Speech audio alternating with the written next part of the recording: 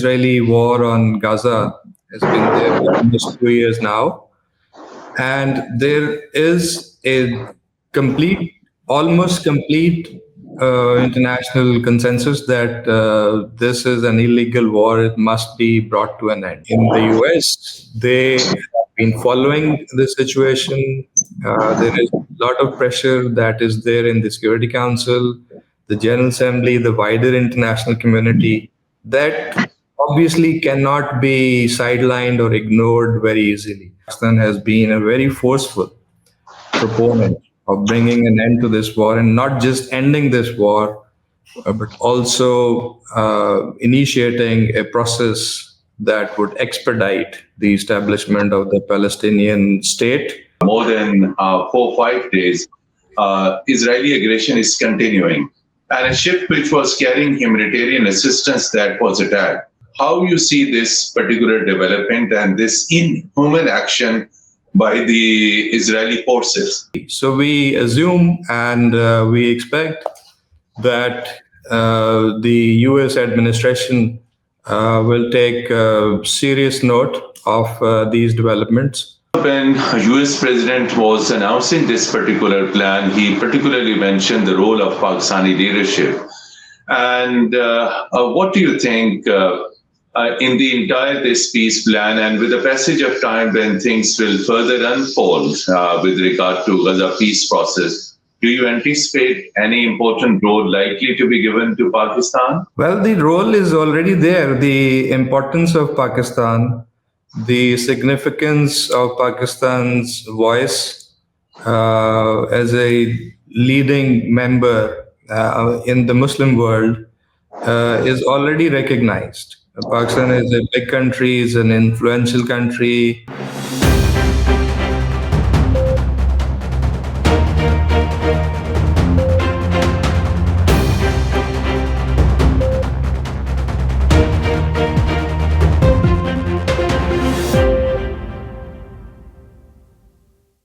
Bismillahirrahmanirrahim. Hello and welcome to program Insight in Videos English. Dear viewers, the most important recent development was announcement of peace plan for Gaza by US President Donald Trump. Before announcing this particular plan, the US President took some of the key Islamic and Arab countries into confidence during a meeting with the selected 8 leaders, the meeting which took place on the sidelines of United Nations General Assembly earlier this week.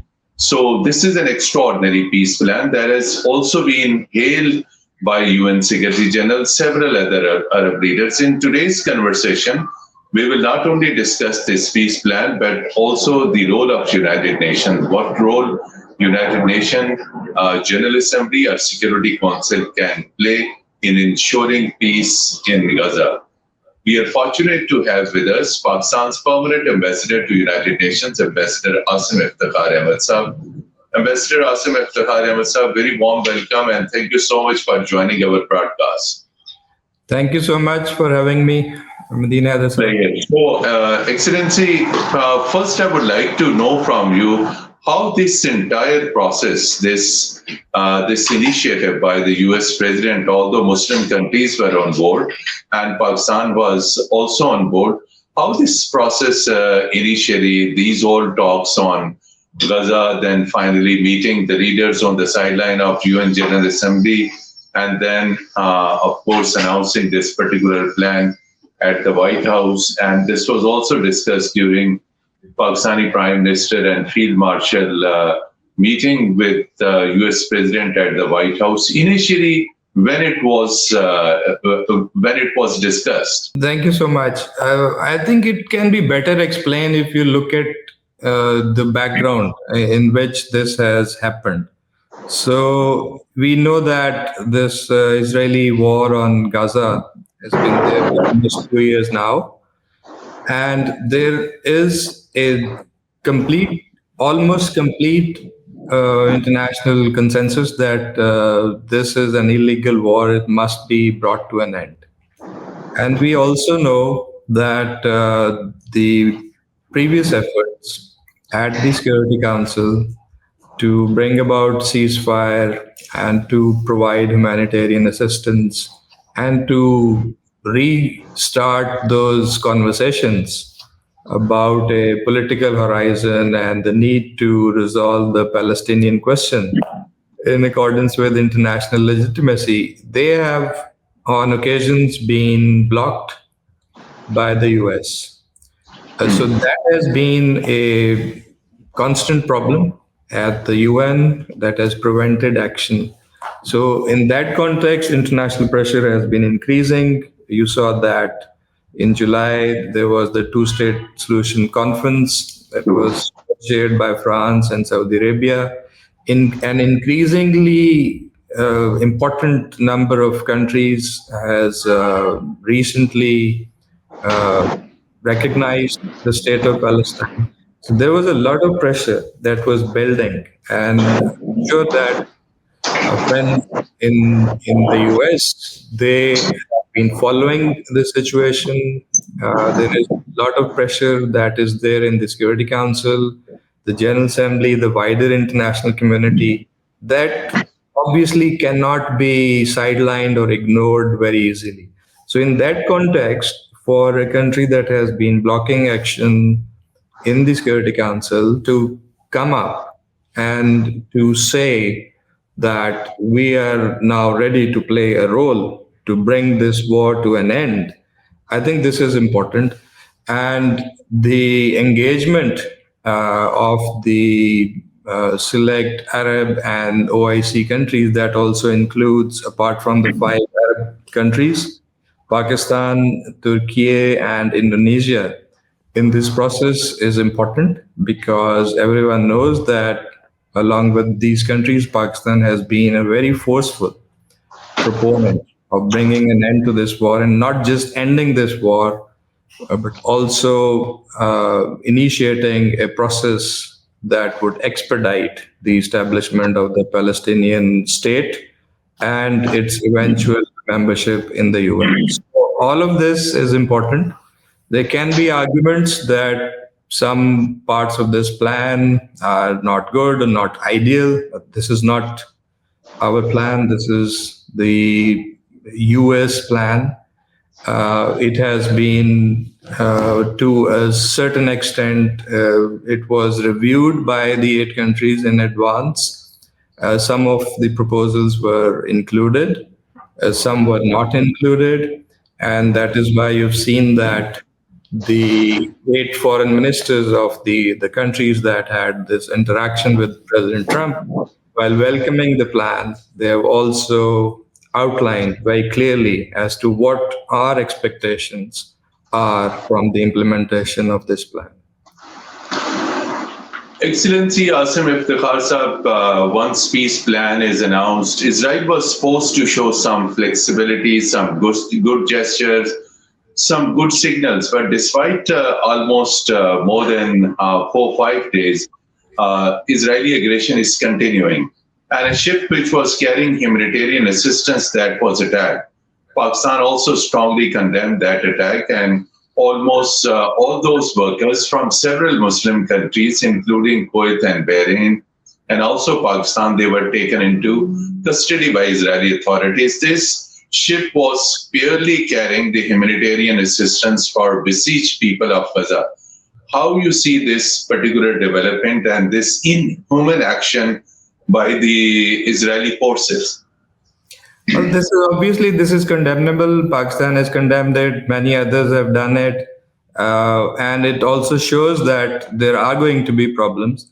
But we also had these assurances that the whoever will try to obstruct the implementation of this plan, it will not be taken lightly. So we assume and we expect that the US administration will take serious note of these developments and they will live up to those expectations that were conveyed. Once this plan is announced and it is accepted by both sides, then it will be faithfully implemented. So obviously, these actions by Israel, they are in complete violation of international law, international humanitarian law, They are condemned, and we will also see what can be done in the Security Council to denounce this. Ambassador Asim Saab, so United Nations over last, since this conflict erupted between Israel and, of course, Hamas, there have been several meetings, several things. Now this peace plan has been largely endorsed by Muslim countries. So do you think this plan needs to be presented before UN Security Council or General Assembly? And in the days to come, United Nations cover or its approval is imperative? Well, if you ask the wide majority of the membership, and if you also seek the opinion of the members of the Security Council, you will hear that they will agree to this idea that any agreement, in order to give it more credibility and authority, Legitimacy, exactly. bring it to the Security Council to get it endorsed by the Security Council. And we, along with other members of this 8-member group that met President Trump, we also proposed that if not the entire plan, certain parts of it, like for example, the International Stabilization Force and other elements, can be brought to the Security Council to get an endorsement, because that will then also enable the Security Council and the UN to have its role, and also a role in overseeing and monitoring of the implementation of this plan. And I see that although these elements are not mentioned per se in the plan, but there will be possibilities, and the US might also see the value of bringing it to the Security Council and to have an endorsement by the Security Council, which will facilitate the implementation of this plan. Ambassador Asim Saab, when US President was announcing this particular plan, he particularly mentioned the role of Pakistani leadership.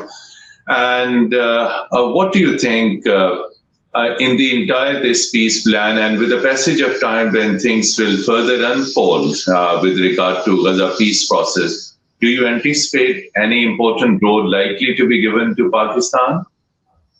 Well, the role is already there. The importance of Pakistan, the significance of Pakistan's voice as a leading member in the Muslim world is already recognized. Pakistan is a big country, is an influential country. Its voice is independent.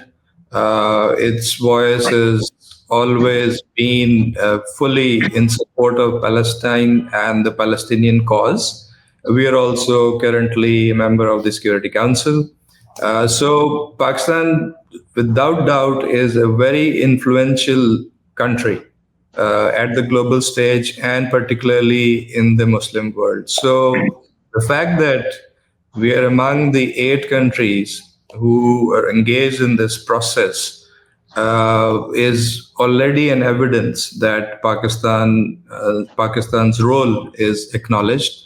And going forward also, we believe that we have this capacity, we have this space, we have our autonomous and independent foreign policy through which we can play a constructive role in trying to address the Palestinian issue and to make forward movements towards the main objective. The main objective here, as far as Pakistan is concerned, is to bring an immediate end to this war, let the humanitarian assistance, and then open this political horizon that will lead to the establishment of the independent and contiguous Palestinian state based on pre-1967 borders with Al-Quds Al-Sharif as its capital.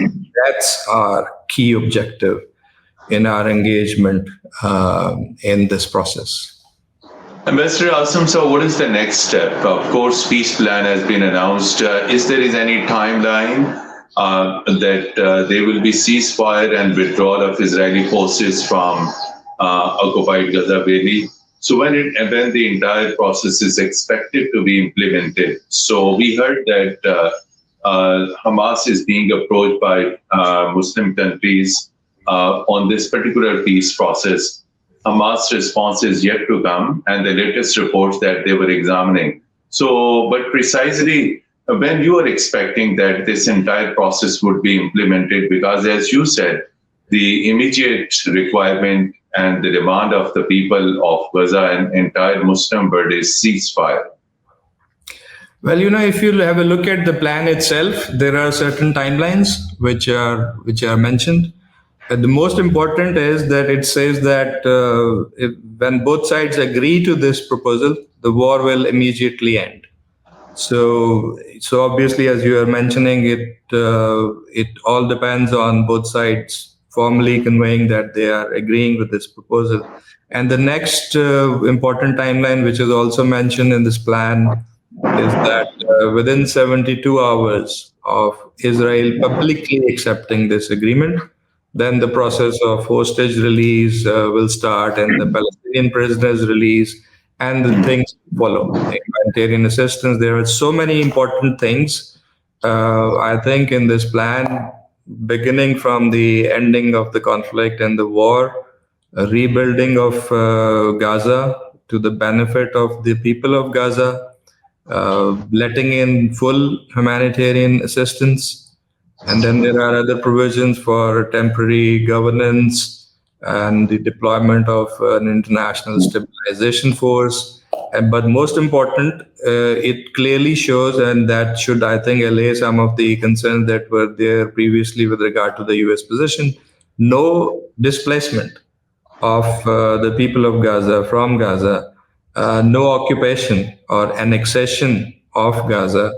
And then finally, if you look at towards the end of this plan, it talks about a political horizon, also of self-determination and statehood for Palestine.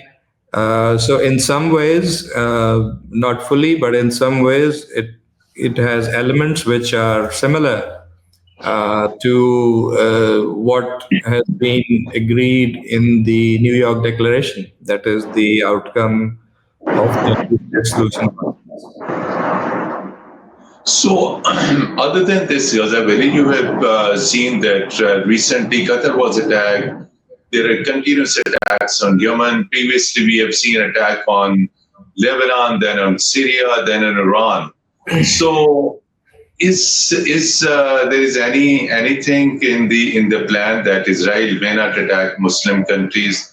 These all attacks that have been taken place either on Qatar or Iran, on Syria and Lebanon, this has been blatant violation of UN Charter and international law. So what is the guarantee that Israel may not carry out such strikes in the future? I mean, these attacks have been condemned widely by the international community. I mean, to be frank, there is no guarantee that Israel will not do or carry out such attacks. You know that they've been carrying out attacks in Syria, in Lebanon, in Yemen more frequently. They also attacked Iran, and there was this one off on Qatar. You would have also seen the U.S. Agreement with Qatar, which is now very clear that they will not allow this to happen. But in any case, this is a serious issue. This is something that the almost entire international community has been commenting on. This shows this persistent and continuing pattern of violation of international law by Israel. And most of the members of the international community, they agree that it's time to stop this, to bring this to an end. And I believe that the US is also now might be approaching a point where its patience is running thin with regard to how Israel is conducting its policies, and the fact that President Trump has taken this initiative and brought this plan can be one indication of that. Because if you look at how the the Israelis have been running their policy with regard to Gaza, Palestine, the entire region, there wasn't any indication that they're going to stop anywhere. So even for this plan to be presented, I believe it won't be that easy for the Netanyahu government to accept it so easily. Yeah. Mr. Asim Saab, two are one of the most oldest and long-standing issues on the UN agenda, Palestine and Jammu and Kashmir. Although this peace plan is not the permanent solution of Palestine, so I would like to seek your attention on Jammu and Kashmir. The people in Jammu and Kashmir, Indian illegally occupied Jammu and Kashmir, are also suffering over last 77 years. But most recently, since 5th August 2019, there is a lockdown, worse human rights violation, and of course, Markai Haq of 10th May this particular year, and then again US intervention ensuring ceasefire. But India is continuously on denying more. Do you think, or do you anticipate any possible initiative similarly on the pattern of this Middle East peace process, so that there could be at least peace in South Asia and there could be dialogue between Pakistan and India? Well, there are always similarities between the Palestinian question and the Kashmir issue. First of all, in the sense that both are questions of self-determination. In both cases, this right of self-determination was guaranteed to them through UN Security Council resolutions. But beyond that, the situation on ground is somewhat different, in the sense that in the case of Palestine, they are confronted with an aggressor. There is no one basically there to stop it, and they have been doing what they want over a period of years, and have severely restricted the Palestinians, have severely violated the resolutions with no real opposition. When you come to the case of Jammu and Kashmir, the situation is different, because there is Pakistan, which is really there standing with the Kashmiri people, with our full support for the Kashmiri people and their cause, in accordance with the resolutions of the Security Council.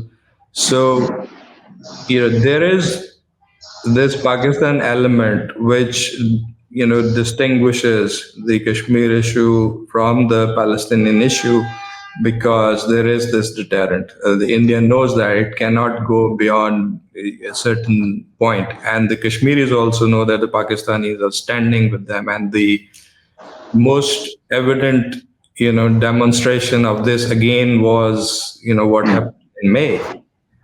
So I would say that this is the major difference between the two situations as they are playing out. Pakistan is strong. We will continue to emphasize that the question of Jammu and Kashmir be resolved in accordance with the UN Security Council resolutions. I mean, these resolutions, which provide the legitimacy, the legal and political and diplomatic foundation of the Kashmir dispute at the United Nations, they are there. They are intact, in full.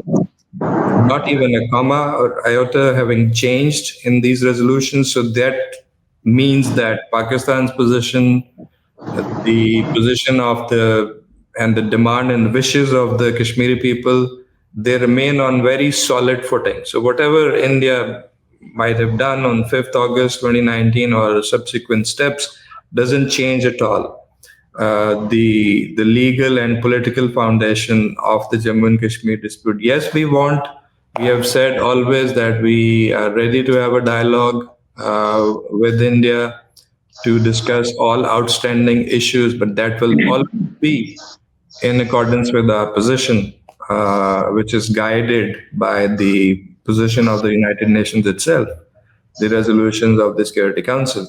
And whenever we have a dialogue, we are on the table, uh, as an equal partner. Even I would say now with the position of strength and with the entire Kashmiri population, both Azad Kashmir and particularly in the Indian illegally occupied Jammu and Kashmir were totally alienated from Indian occupation. I think there is a strong, we find ourselves in a pretty strong position to continue to, drive home our position on Kashmir in accordance with the framework provided by the UN. Excellency, I would like to seek your comments on recent diplomatic snubs at the United Nations General Assembly. First, when Prime Minister of Pakistan spoke, India, exercising the right of reply, made baseless allegations against Pakistan. Then, of course, one of the Pakistani diplomats responded. And then when Indian External Affairs Minister Jay Shankar delivered speech on behalf of India, then again he made baseless accusations against Pakistan on the account of terrorism. It's the country, India, which itself is sponsoring terrorism. But as a key and a top Pakistani diplomat sitting in the United Nations, how you see this frequency of baseless allegations from the UN General Assembly's floor against Pakistan? What is this practice? And how would you like to respond? Well, for a country like India that is obviously a big country, but also claims a big role. But if you look at their statements, their positions that they take at the United Nations, I mean, look at their statement, look at Pakistan's statement. The burning issue at the UN during this General Assembly debate and for the entire world was Palestine. Look at what Pakistan had to say on Palestine and some of the other big issues on the global agenda, and look at what the Indian statement had to say on that. So there's no comparison. Pakistan's voice is louder, is more clearly heard, more widely appreciated. So, that leaves a big question. So what do they have to say? I mean, the same cliched, repetitive, baseless allegations against Pakistan. Whether they name us or not, it's clear what they're trying to do. But I think it's totally exposed. No one is buying that. But obviously, since when you are attacked directly or indirectly at this global fora, then you cannot just let it go. So we had to respond. And I believe that we responded effectively. They don't have any legal, any moral authority to criticize Pakistan, particularly on the question of terrorism. I mean, their own track record about their involvement in terrorism, not only in Pakistan, but globally, these extraterritorial assassination campaigns, which India is involved. We know that in Canada and the US. So it's so evident. And, it tries to play victim on terrorism. It's exposed its support for the elements that are targeting Pakistan, including from the Afghanistan territory that has been exposed. So it has no standing, and we will not shy away from calling them out And I believe that having seen the rights of reply at the General Assembly, you would have appreciated the strength of our position and the way that they have nothing new or nothing solid to say while explaining their position. Excellency, two other important issues. One, as you mentioned, this terrorism that you have highlighted India's own track record on trans-border terrorism, not only in Canada, United States, and there have been also India's sponsoring proxies in Pakistan. So in the future, how Pakistan could counter this particular this terrorism or India's support to the proxies via Afghanistan? And second, connected to this thing is how Pakistan would be protecting its key resources, particularly its legitimate share of waters under Indus Water Treaty. So because water is the lifeline, and that lifeline Pakistan is not going to compromise. Well, on the question of terrorism, this is something that Pakistan has known for a long time. The extent of Indian involvement in terrorism in Pakistan. And we have been sharing evidence and information with our friends, the permanent members of the Security Council, UN, others, and they knew what was happening, but they were slow in recognizing and not stating things publicly. But then, the Indians were so much exposed when they were trying to do similar things. And then again in the United States. So it totally exposed them. And you saw that the kind of criticism then was there from a country like Canada, who's otherwise very cautious. But the way Trudeau went all out in exposing what India was doing, so it opened up eyes amongst our friends. So India doesn't have much to convince these countries on its position. So this is something that has changed the complexion of the whole debate quite positively. It has corroborated what Pakistan has been telling them over a period of years, and it has strengthened our hands. So we will continue to expose, their links, their support for terrorism in Pakistan. We have strong intelligence and counterterrorism cooperation with many countries, including the US, with Russia, with China, with other important countries, and we will continue to use all those links to put across our point of view on this particular issue. And then on the Indus Waters Treaty, our position is clear. As far as Pakistan is concerned, there is no legal provision to put this treaty in abeyance, and you've seen that the pronouncements, the recent pronouncements on the status of the treaty and its continuing validity by the Court of Arbitration clearly vindicates Pakistan's position. We will continue to raise this at all relevant fora. We believe that the right thing for India to do is to revert to full normalization and implementation of the IWT, because there's no other way.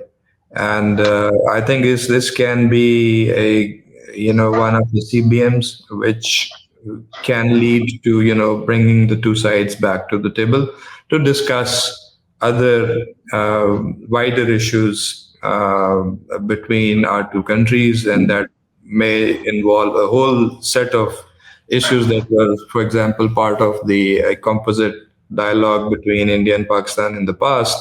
And that can be a broader dialogue, and it can have all the elements there on the table, including obviously Jammu and Kashmir. Last question. This particular United Nations General Assembly session in September was UNG at 80. So 80 years have passed since creation of United Nations General Assembly, and with the passage of time, the entire world, including UNS witnessed hundreds of conflicts around the world. So, what do you think, as a diplomat working in United Nations, and previously you have also served? Do you still think that United Nations system, General Assembly, Security Council, it's still effective? Some of the issues have been unresolved over many decades.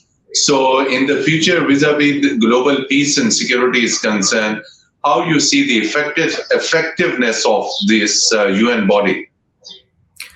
Well, there are always questions about the effectiveness of the UN, but also there is this widely held recognition that this is not an ideal, obviously, organization, but this is at the moment the only forum which has the legitimacy, which has the convening power, and which has proven track record of also addressing a host of issues that confront the international community. So at the moment, well, there can be criticism. You can always point out that its performance has been lacking in resolving some of the major issues on international peace and security landscape. The progress on development side has been slow. There are human rights concerns that are still there around the world. But again, this is the only organization that has something to show in terms of progress. It has also resolved many conflicts.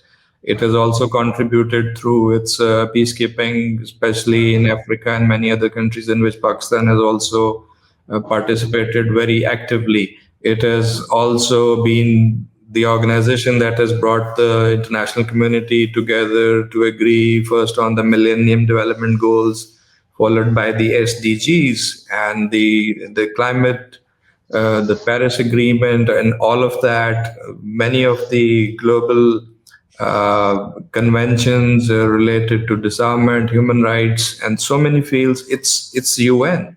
Yeah, and then you look at the UN's very important development and humanitarian work on the field, apart from peacekeeping. So there is,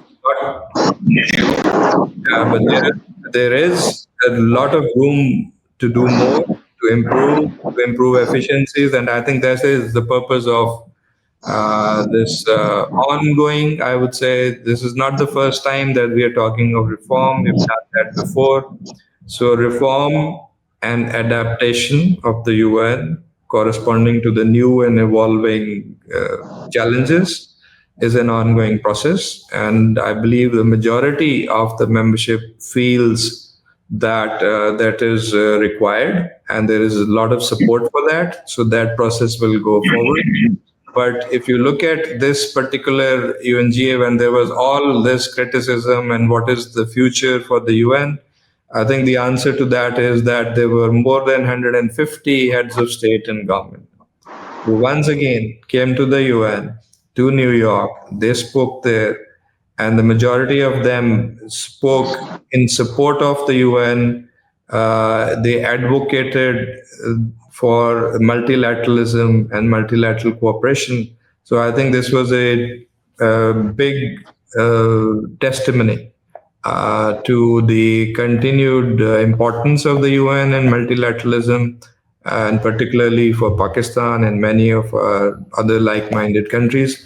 So I believe the support for UN and multilateralism remains strong. And this was obvious. This has once again been proven. This is in the interest of the entire international community, that we devote our resources, that we invest in the UN to make it stronger. Thank you so much, Excellency Ambassador Asim Iftikhar Ahmad, Pakistan's permanent representative to United Nations at UN headquarters in New York, despite your very busy schedule and ongoing several diplomatic engagements within the UN and on the sidelines of the UN. You spared time and participated in our program. And today's takeaway that despite turbulence and challenges around the world, United Nations is still an effective and legitimate forum. And in the days to come, it will continue to play its role. Another takeaway was that the Middle East peace process needs to be shared and needs to be presented before UN General Assembly for legitimacy or for legal approval because it is ultimately and finally and basically the UN system. Thank you so much, Ambassador Asim Saab, once again. And dear viewers, till our next program, goodbye and Khuda Hafiz here from United Nations headquarters in New York. Thank you.